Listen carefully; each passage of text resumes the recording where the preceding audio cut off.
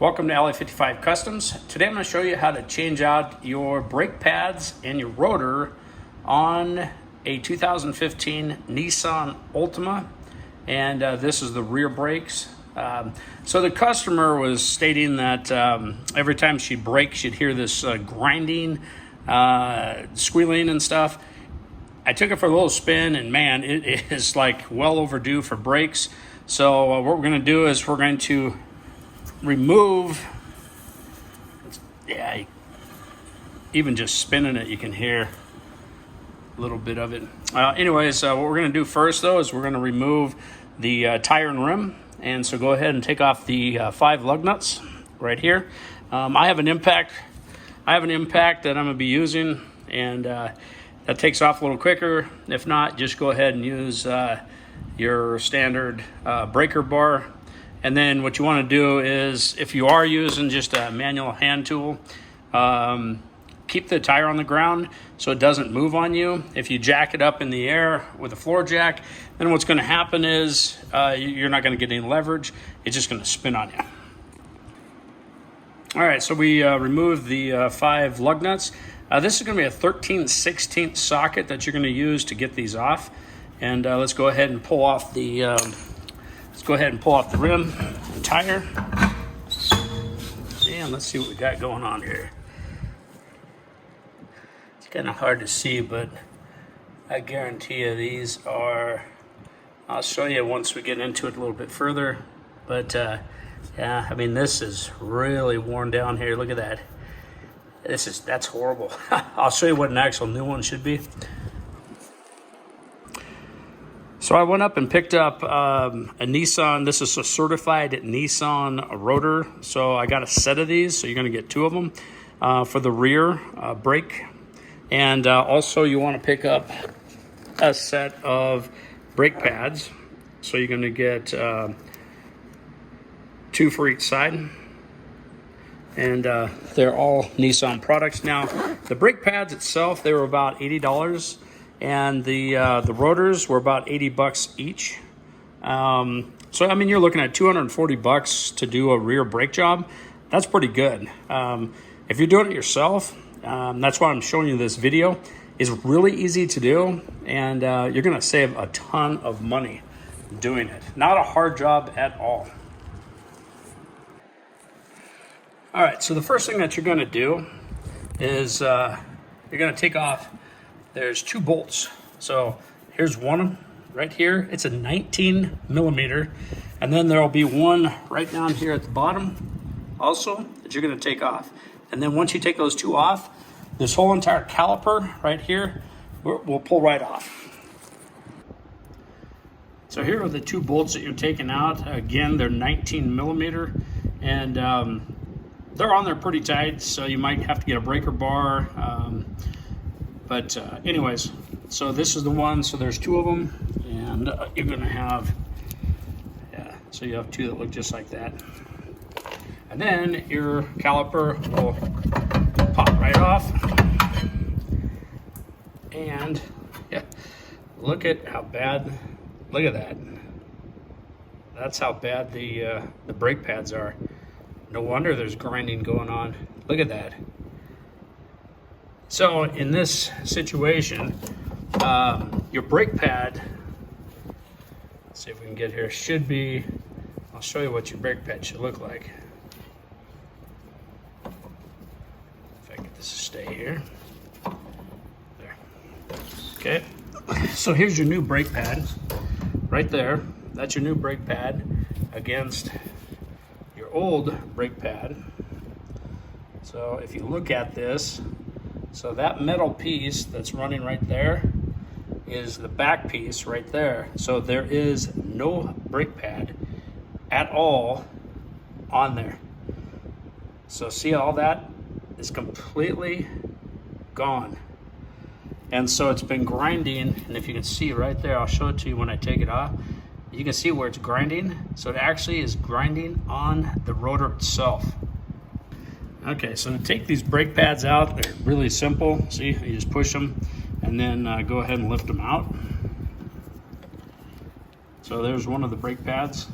These are the original on there. This one doesn't have much, but it's way better than the other one.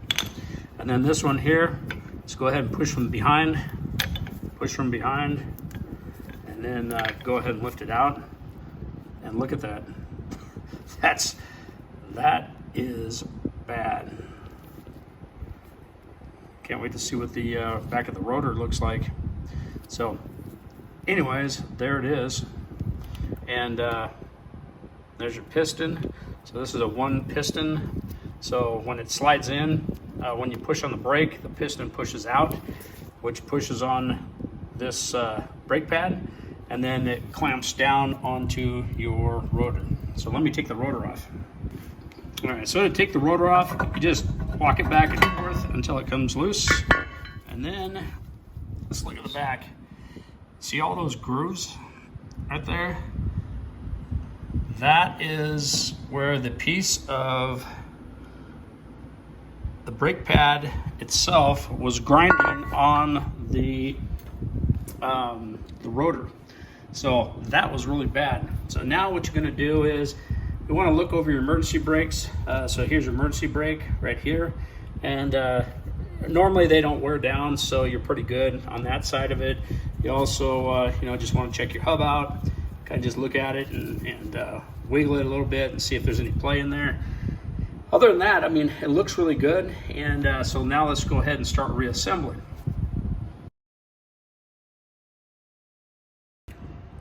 All right, so the first thing that we're gonna do is we want to replace the clips right here. These are slides, and inside your box of pads, the brake pads, you'll get these are little slides. So go ahead and put the new ones on. Super easy to do. Just make sure that you just line it up the way. Here, let me see if I can do it here. Okay, so you just like that, and then what you want to do is it's going to go in just like that right there. So go ahead and pop these out, pop the new ones in, put them in on both sides. They come out really easy. So you just push them outward. Some of them, if they're stuck on there for a while, may be a little more difficult to get out, but if you just take a screwdriver on the back side, you can easily pop it. But like, see, this just came right out. Just popped right out here. Let's just push it out here. So, okay, so let me go ahead and take these out, but anyways, you get the idea.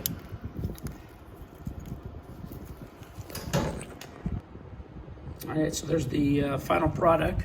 So that's how it's going to look. Right there, and right there. And here are the old guides.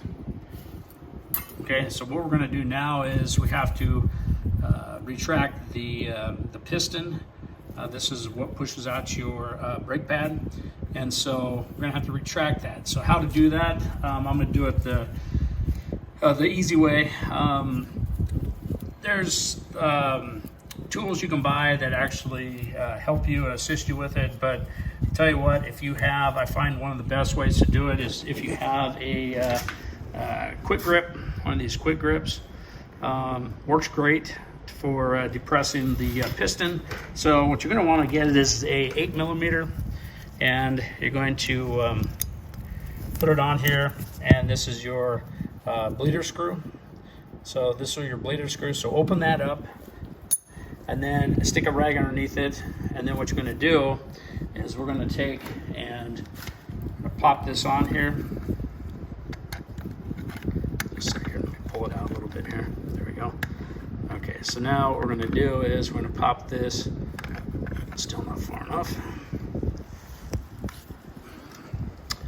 Okay, so we're going to put one right there. And then one will hit the very back here. Okay, so as you press it in, and you have to have the bleeder screw open. If you don't have the bleeder, okay, so if you don't have that bleeder screw open, it will not depress. And so what you want to do is just keep moving it in and see how it's going. It's actually pushing all the way back in. Okay,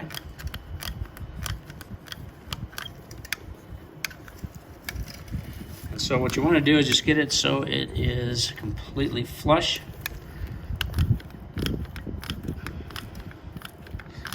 Okay, and then you're good. So go ahead, take it, flip it back over, and then you can see that's how much of the fluid came out. And then what you want to do is you're going to retighten this right here. So you're just going to tighten it up. Don't over tighten this because this actually will break pretty easy. So just get it good and snug. Also too, you want to make sure that you wipe off any excess fluid, because you don't want that dripping down onto your brake pads. If it goes onto your brake pads, it's like grease on there, so it will not stop. So you want to make sure everything is clean. The other thing too is you want to get yourself a can of brake clean, and different styles, different shapes and quantities that it comes in. So what you want to do is go down to your local auto parts store, AutoZone, get yourself some brake cleaner. I like to use the Amsoil product because it is the I just feel it's more superior to any of the other ones. But anyways, let's go ahead and flip this back over. Go ahead and take this off, and now what we're going to do is we're going to slide our brakes in.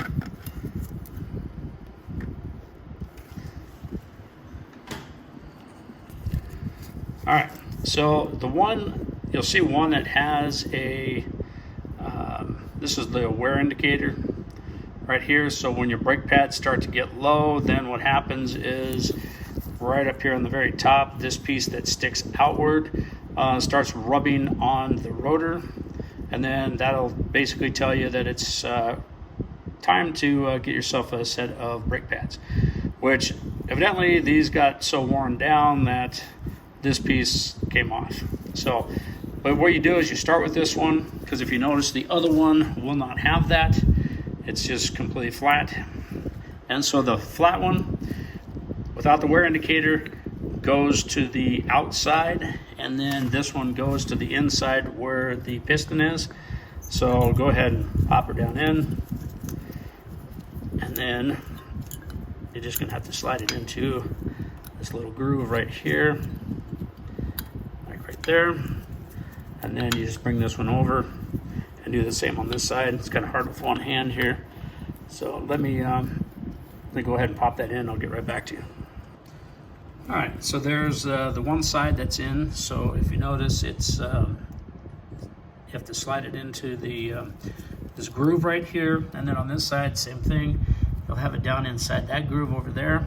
The other thing too is you'll get a packet of moly grease, and if you want to use it, great. You put it around the piston, just on the back side of the brake pad. Do not get it on the front side of the brake pad. Again, this brake will not work. It'll just you know, grease. It's just going to slip. So let's go ahead and put in the other pad. So go ahead and slide this back. There we go. Okay, so now we'll go ahead and take the other pad, and you can tell too, see how it has kind of it's got a curve to it on the top. So it's pretty easy to do. And then that curve, so this curve right there follows the inside of the caliper. And then go ahead and again put it down inside it here. And then what you're going to do is lock it in. Again, it's kind of hard to do with one hand. I don't have my tripod, so let me just put it in real quick and I'll get back to you. All right, so there's both sides. So now what you need to do is just go back through and re-inspect everything.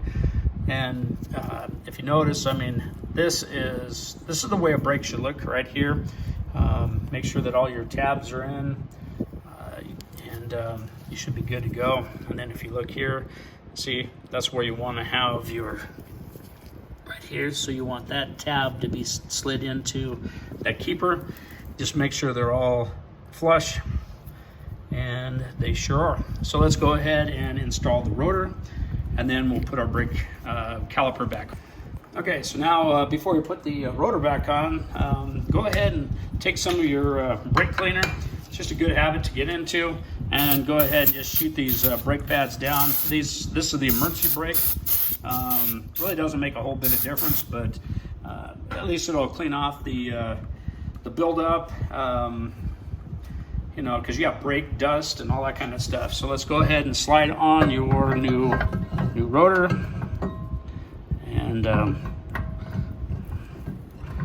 pop this on here real quick. There we go. So there's your new rotor. Now we're ready to stick the caliper back on. So let's go ahead and make sure you don't twist this line, because you want the least resistance on there. If you spin it around and then put it on, you're going to have tension put on that your brake line. You do not want that. So anyways, let's go ahead and line this up. Should slide right over real easy. There you go, pops right in place. And now what you do is you put your bolts back in, and then tighten them down good and tight. There are torque specifications. I did not look those up yet. But if you jump on to Google, you can pull up your Nissan torque specs for rear caliper, and it'll tell you. I normally don't torque these because I kind of know where the tension needs to be. So anyways, so let's go ahead and put in our bolts in the back. Go ahead and start them, and then get them good and tight.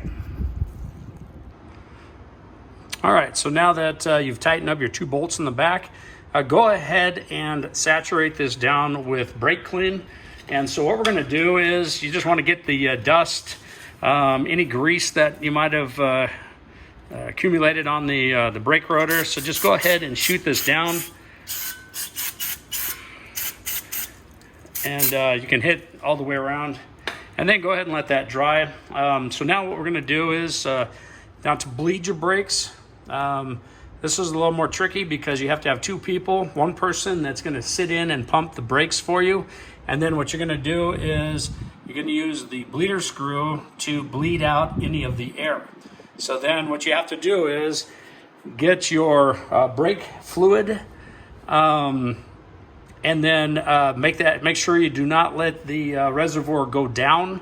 So your reservoir, let me show you what I'm talking about. So your brake reservoir, okay. So if you're looking at the front part of your motor, you're standing in front of the engine, that is your brake reservoir. Now, you do not want that to go down low, because if you go low on that, it's going to start sucking air. So then guess what? You're going to have to bleed all 4 of your brakes. So what you want to do is you want to maintain the fluid level up here, and so check it frequently. Bleed it, and then bleed it for a little bit, come back, check it, top it off. All right, so here's what we're going to do. So the very first thing is go ahead and take off the top cap for your reservoir for your brakes. This is for your brake fluid. So go ahead and pick up your brake fluid at your local auto parts store. And what you're going to do, if you look over here on the side, there is a maximum right there on that side, the max. You do not want to overfill, and you also don't want, as you bleed these brakes, you don't want to go down too low either, because then it'll start sucking air. So maintain this with fluid. All right, now we're going to move on to bleeding the brakes, and this is where 2 people come in handy. 1 person will be inside the driver's seat, and what they're going to do is pump the brakes, and then you're going to tell them to hold down on the brakes. So they're going to push the pedal down and hold it while you release the bleeder screw, and so then the air will escape out of the bleeder screw itself. So you don't make a mess, one of the best things to do is just get a rubber tube, stick it on, and then get some kind of a bucket or something to catch your fluid in. And also you can see, if you have a clear one, you'll be able to see the air bubbles running down. So let's go ahead and start. So I'm going to use a 8mm. And then what we're going to do is have the person that's inside the inside the car, have them pump the brakes, and then when they're pumped up, because what's going to happen is the piston that's inside of here that I showed you earlier, it pushes out on the brakes, and so what it does is it squeezes together on the rotor. So let's go ahead and pump the brakes.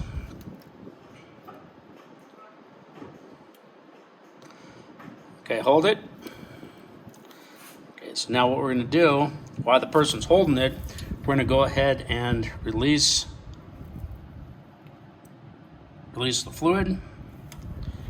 Okay, and then, okay, go ahead and release. Now you're going to want to do it about good 5 times until all the air is out of it. So go ahead and pump. Okay, hold it.